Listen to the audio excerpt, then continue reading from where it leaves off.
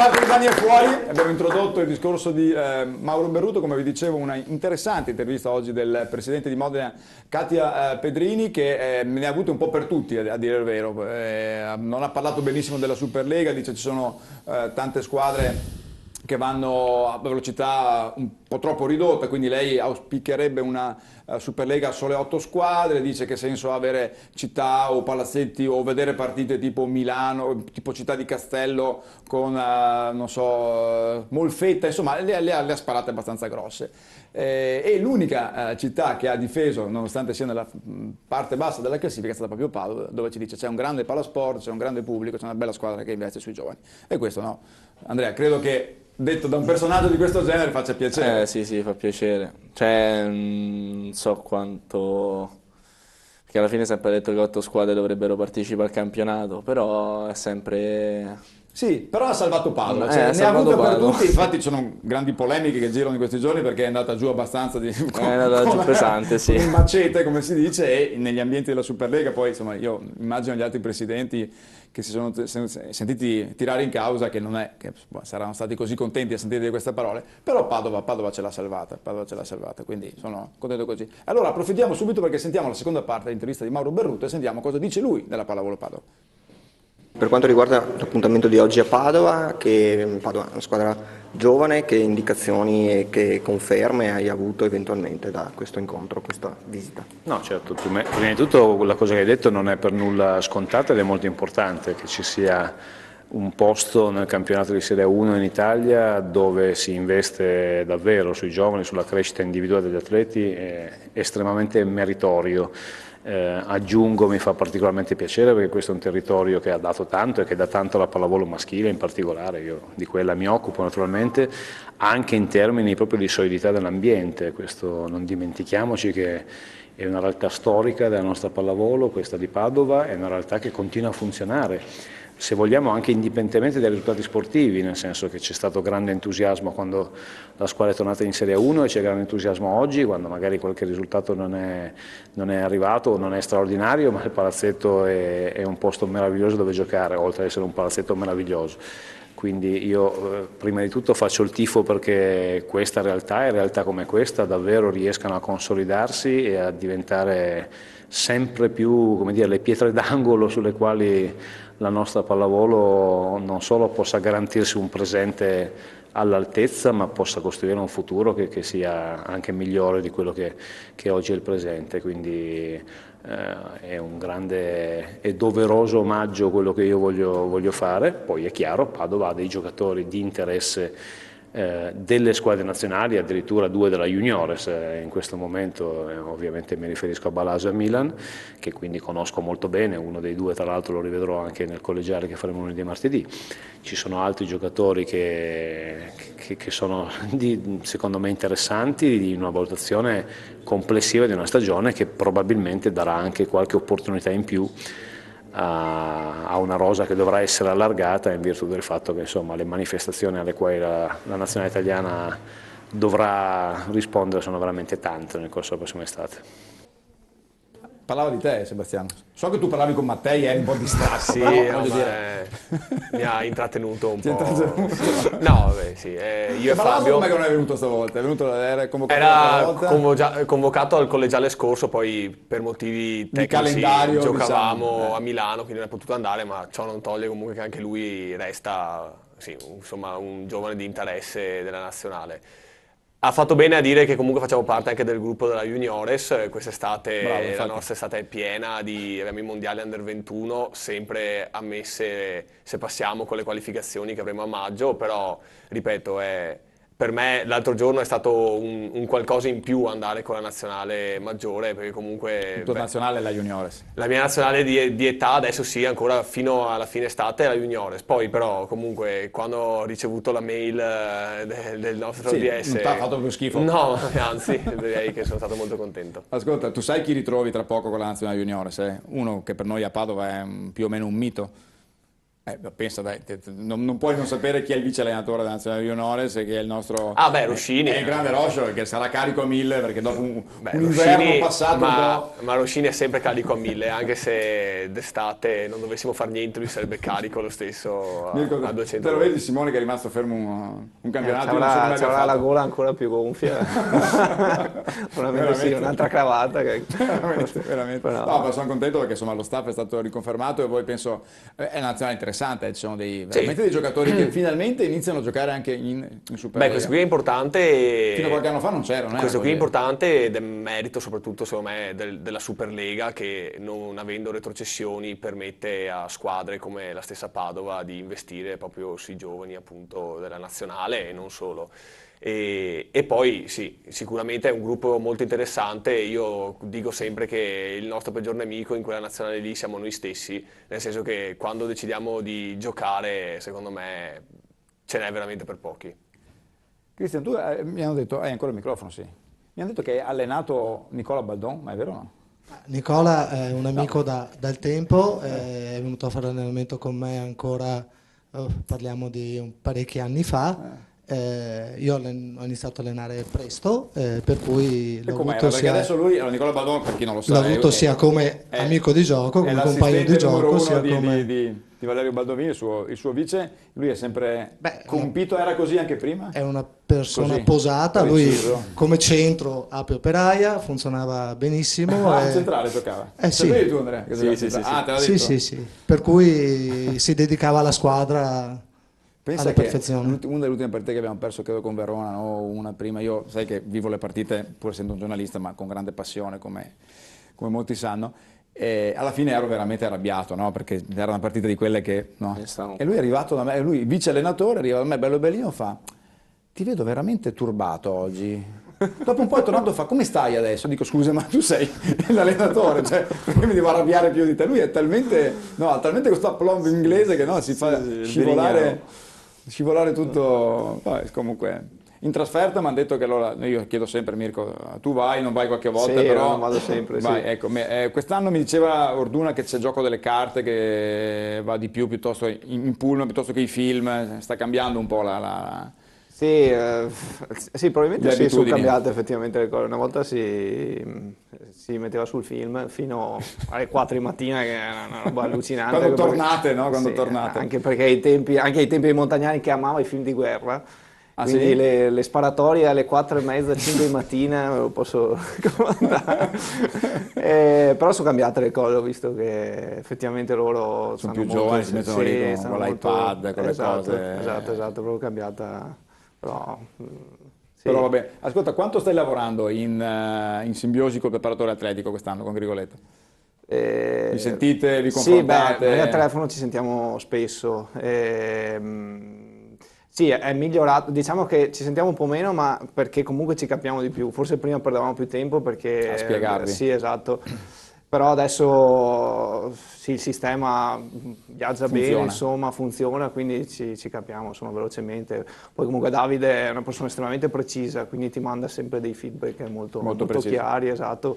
Era solo il tempo di capirsi un po' meglio, insomma, però ci siete, bene. importante. Sì. Meglio, parliamo un po' di questo tombolo allora. Va bene, dai, siamo qua. Siamo qua. Allora, dimmi un po'. Allora. No, io parto, tu eri partito dall'83 e non era troppo distante. Quello è il periodo nostro. Per quello che siamo qua dopo 30 anni.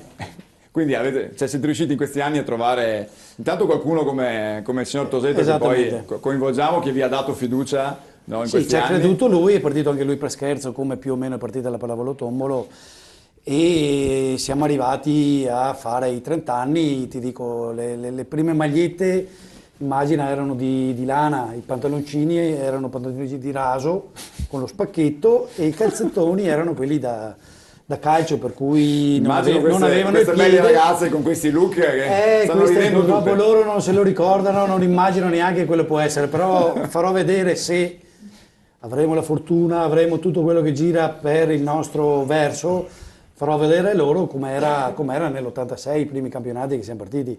La divisa soprattutto, ecco, perché era molto allegorica. Tu giocavi alle No, navi o hai sempre avuto dei ruoli? io facevo parte dei tifosi contestatori all'epoca. Come contestatori? Sì, Come perché non contestavi? avevamo già appena partiti la società, dopo 2 anni si era un po' formata, c'erano delle ragazze, c'era un allenatore che appunto noi 3-4 tifosi, non è che fossimo in tantissimi, andavamo a vedere un po' per curiosità, un po' per tante altre cose e naturalmente si criticava e si prendeva un po' in giro.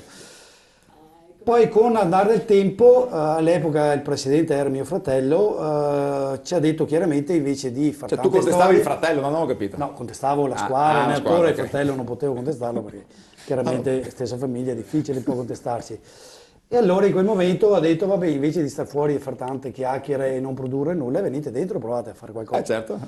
In quel modo siamo entrati. Il primo caso di azionariato popolare. Esatto, siamo entrati, siamo partiti così, facendo un po' gli autisti, facendo quello che poteva essere all'epoca, perché c'erano 2 o 3 squadrine, non è che ci fosse. Poi, Insomma, avete costruito mano a mano. tassello dopo tassello questa società. Adesso però siete in Serie C, adesso ne parliamo, a un punto dalla prima. Parliamo adesso un po' di attualità, no? Adesso siamo a un punto dalla prima,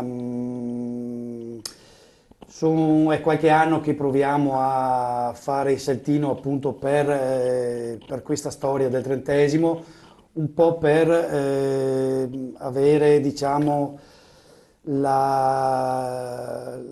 quello che il presidente Frigo Generino si era prefissato, Il nostro storico presidente. il nostro storico presidente si era prefissato di dire Che è vabbè, mancato qualche anno fa, lo ricordiamo. Insomma. ci proviamo un attimo a andare su, dopo vediamo un po' come sarà e come non sarà, e allora il signor Tosetto pianino era entrato, pianino Frigo se l'è condito, tutti e due. Adesso sentiamo, anche perché lui è, non so come dire, dicevi prima fuori onda, tu sei un po' quello del seggiolone della tonazza, del seggiolone dell'arbitro. Esatto. Spiega un po' perché prima... Ma lì ero stato contattato da Santuz, ancora mi sembra 3 anni fa, e se volevo entrare, diciamo, nella tonazza ho detto di no in società, però avevo accettato, diciamo, un po' di dare una mano e in quell'occasione praticamente Quindi il avevamo seggiolone fatto... dell'arbitro è imbottito? È imbottito con la nostra, cioè ci sono i marchi delle nostre aziende, Teloni Tosetto, Gruppo Tosetto ed Extend. Quindi quando occhio a non schiantarvi, ma se vi dovesse mai capitare sappiate che... No, ma è anche imbottito, Ecco, quindi appunto, non è solo ferro, ma è anche imbottito. Se non vi fate male, il merito è anche di qualcuno che...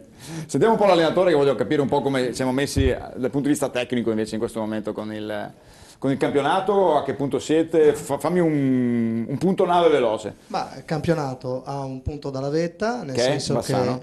che alla vetta è paese, per cui siamo shopti.com, stiamo lottando per cercare di stare alle costole. Avremo lo Avete vinto col Termal l'ultima, mi pare. L'abbiamo no? vinto col Termal 3-1 e la cosa importante sarà lo scontro diretto, per Quando cui dopo Pasqua. In casa o fuori? Fuori casa. Fuori casa. E l'andata com'è andata? 3-0 per noi. Ah, però. Quindi insomma è una squadra che... Beh, la squadra c'è e reagisce. Dico, prima ho detto si lamentano, le donne sì, le mie no, sono bravissime. Quasi.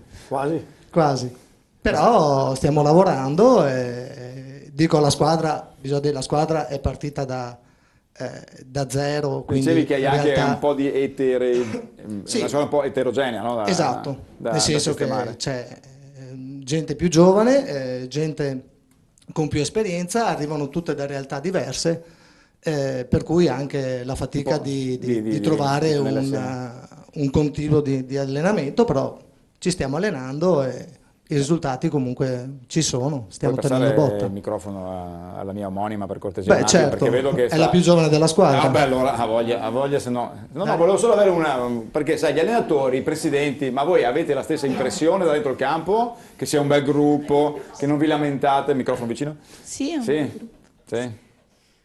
Ma tu vai a scuola ancora, vero? Sì. E come va con la scuola? Una domanda che faccio grazie. spesso. No, bene, grazie, detto così. No, non è. Ah, va bene, ascolta. Sì, riesci a conciliare le due cose? Sì, Sì? ho sempre fatto. Hai sempre fatto? Quanti anni mancano alla fine della scuola? Dipende. 3 Come per dipende? la No. maturità, però... No, la maturità. 3. 3 anni ancora. Sì. Però complimenti. 15 anni, ha detto fuori onda, cioè fuori microfono non si sente, beh, complimenti, complimenti. Grazie. Quindi vai dai 15 ai 38.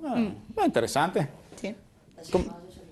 Da Salmaso a Salmaso, adesso non voglio fare delle... Non siamo parenti, volevo dirlo, non sono un caso di omonimia, però mi piaceva. mi piaceva.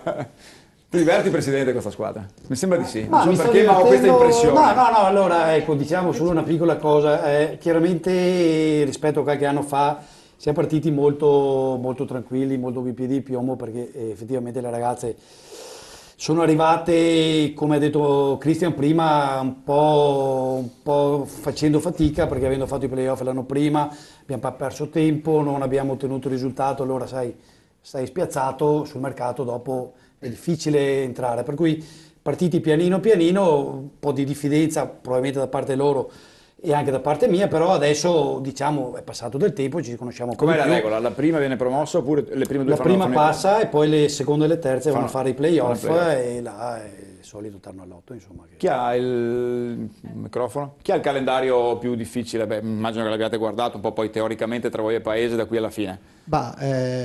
Calendario, diciamo che lo scontro diretto pesa abbastanza perché ce l'abbiamo fuori casa. Per e le altre partite? Come bene. Le altre partite sono abbastanza distribuite, sì, sono abbastanza distribuite, diciamo che noi abbiamo una fine campionato, ultima partita più semplice sulla carta, ma poi come si sa nella pallavolo non è mai detto, e loro hanno una parte finale un po' più difficile, quindi mi piace pensarlo sulla carta leggermente a favore nostro. E voi Andrea quanti punti fate da qua alla fine? Mancano 3 partite, lo ricordo, occhio, Piacenza, tu intanto fai i conti, io le ricordo. Domenica prossima a Piacenza, la successiva il 29 di marzo in casa con Latina, che è l'ultima partita in casa. Tra l'altro la società, la Tonazza, la Pallavolo Padova sta predisponendo una serie di iniziative proprio per portare anche a livello di costo di biglietto d'ingresso molto molto popolari, proprio per far sì che ci possa essere veramente il grande pubblico per quest'ultima gara di questo primo anno di Superlega, e poi la chiusura del giorno di Pasqua a Monza, guarda caso. Dai, buttami là, come dire, tipo i dadi del risico, sai? Proviamo a fare 9, poi... Proviamo a fare 9, 9 ci mettiamo alla firma. Addirittura 9 punti. Ho detto, proviamo. Poi... A lui sparato, tu che sei più giovane, quindi perché più sa saggio. che se la sente Baldovin dopo magari si arrabbia, si dice solo per quello, se va di basso, lui sta facendo la voce di quello lì che bisogna dire. E tu invece? Vabbè, noi scendiamo anche tu? Allora, noi scendiamo in campo sempre per provare a vincere. Sì, ma questo lo dicono quelli del calcio, quelli noi siamo... Allora, sicuramente la partita con Latina è una partita difficile, cercheremo di fare il nostro fatto bene. Beh, poi siamo in casa, sia quindi facile però. essendo in casa... Quanti punti? Dimmi un numero. Ma dai, speriamo 7. Oh, Mirko, ambiziosi ragazzi. Va benissimo. Io firmerei per 5, ma adesso con la Ceralac sopra però... Anch'io, anche 5 va benissimo. Anche 5? Anche perché 12, 5, 17 sarebbe... No, voglio dire, no. Una buona, Penso che a inizio campionato, dalle premesse che c'erano, non perché fossero una banda di scarsi, ma semplicemente perché erano praticamente tutti all'esordio in Superlega. È stata una buona stagione, alla fine vada come vada, comunque è andata bene. Già adesso va benissimo. Sì, insomma, io direi quindi... che insomma, le soddisfazioni se le sono tolte, no? Sì, Quindi... penso proprio di sì.